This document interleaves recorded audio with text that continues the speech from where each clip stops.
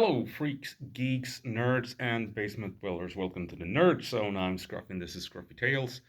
And I've been making a couple of videos all late where I'm talking about how Klingons, Remans, Jem'hadar fight in close combat with their melee weapons. So I figured, so it kind of got me thinking, and then I wanted to make this follow-up video to all of that. And basically, I was thinking in Sellsword Arts, they made. I keep returning to this video because I thought it was so fascinating, where they figured out that the Klingons could use the tip of the bat'leth by holding it at the top as a dagger, coming in, grappling, and going in for the kills,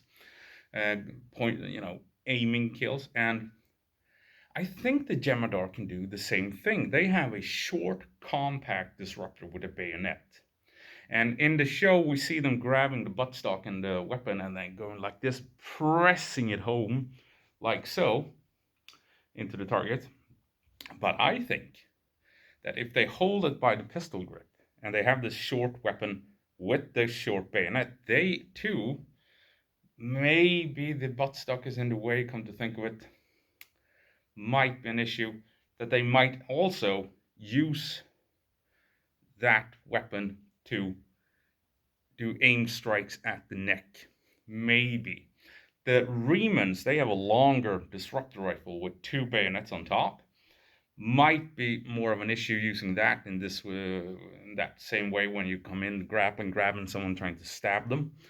But the Jem'hadar might, if they hold this short submachine gun style disruptor by the pistol grip and just go stab, jab, might actually be able to, similarly to Klingons in hand-to-hand combat, go in and conduct those strikes in the grappling. If they have their glaive, I think that's going to be more problematic. It's a bit longer, not as wieldy. So that might be an issue, to be perfect. But they might actually utilize the smaller disruptor submachine gun style weapon as a stabbing weapon with that small bayonet up front. They don't need to grab it by both hands, but they can go with jabs if needed against an enemy's facial area, right? So if they hold it, someone comes up and they can grapple and just do that.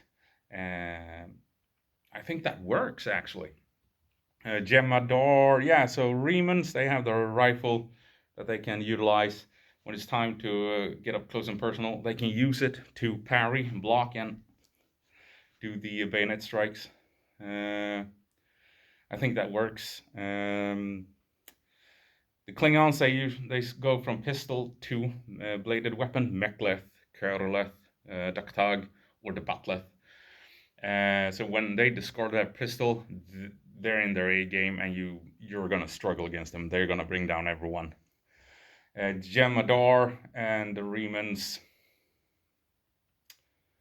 yeah, they stand a chance. The Remans, they have their disruptor rifle with the bayonets. That gives them reach, and that gives them a significant advantage before you get in close and starts grappling. That gives the Remans a chance to strike out at that incoming target, such as a Klingon or a Jem'hadar. So against a Reman, I think the Jem'hadar would be better off using their glaive, and that gives them reach that they can parry, move around that rifle. What else?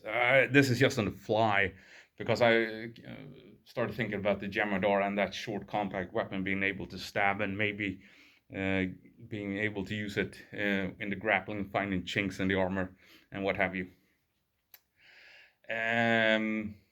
But yeah, let's see what else. The Jem'hadar and their glaive.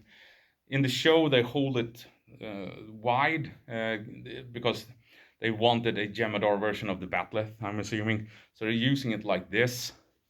But that gives it very short reach. If they're holding it down more like an extended glaive, a polearm, and using the reach of it, I think it makes more sense. Go for the stab, and maybe if opportunity presents itself, You can go in for the cuts, but I think it's primarily a stabbing weapon, and then you want the reach of it and reach out and touch the target before it gets close.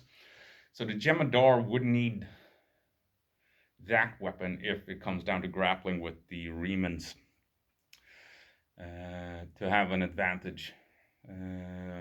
Klingons don't mind; they just go in with whatever bladed weapon they prefer, obviously. But if the Klingons chooses a Kurleth or a Batleth, they will just wreck Jem'hadar or Remans most of the time, I think. But I think it's interesting too when you consider this, the size of the weapons, the design of the weapons. I think the Remans do have a tactical edge, have in close combat with the longer rifle. That allows them to strike out early, and they can parry with it without switching between weapons.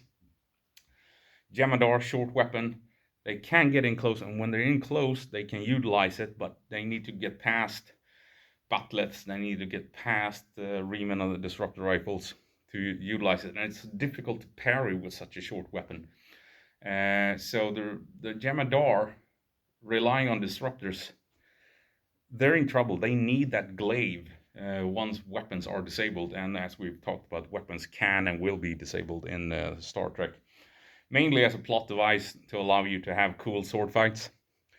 But I mean, it has implications that it is a real thing in the Star Trek universe, that technology will disable firearms, and you need to be able to fight hand to hand because of that. So the Jem'hadar, going up against Remans and Klingons, they need to bring that glaive with them right next to their disruptor, because if the disruptors gets disabled, they need to switch this weapon so they have so they are on level tactically with the Remans and Klingons. But yeah, I mean, can they get in close with a Reman and start punching? The Remans are in trouble. They have a long weapon, not easily used up close. They can push with it maybe and try and get in a cut, but it's going to be difficult. So the Remans, they want to keep the enemy at bay, get in these early thrust strikes, and engage the enemy at medium distance. You don't want to get in and grapple. Klingons definitely want to get in and grapple. If they get in and, well, with the Batleth, Kurleth, Duktug, Mek'leth, if they get in and grab you, I think you're dead. They're just going to push you up against the wall and then just go to town with whatever weapon they have. And since all Klingon weapons have these points, they can begin to find chinks in the armor out of basically any angle, be it with a Batleth, a Duktug, Kurleth, or Mek'leth. I mean, Mek'leths have points on the handles and the grips. I mean, if they can just stab it or get in and just chop down with the hand protection into the neck, what have you. Yeah, Klingon weapons, once you get, if a Klingon can grab you, you are essentially dead. So that might be what the Remans were designed to do in the Romulan military, have this longer rifle with the bayonets to keep Klingons at bay, because if you're getting close, you're done for. So get them at a distance with these rifles where you hopefully can outrange them in the fight.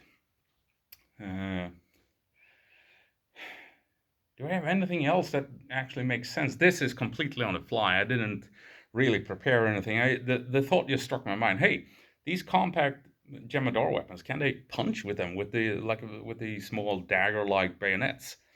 Because that would give them actually some advantages when they get in close and tangle with Klingons. You know, that okay, shit, we're now back and forth. I have this weapon that I can easily punch with that has a point, and I can go in for the throat area, maybe from a low angle, try and uppercut into a Klingon's throat area if he's helmeted or whatever, right?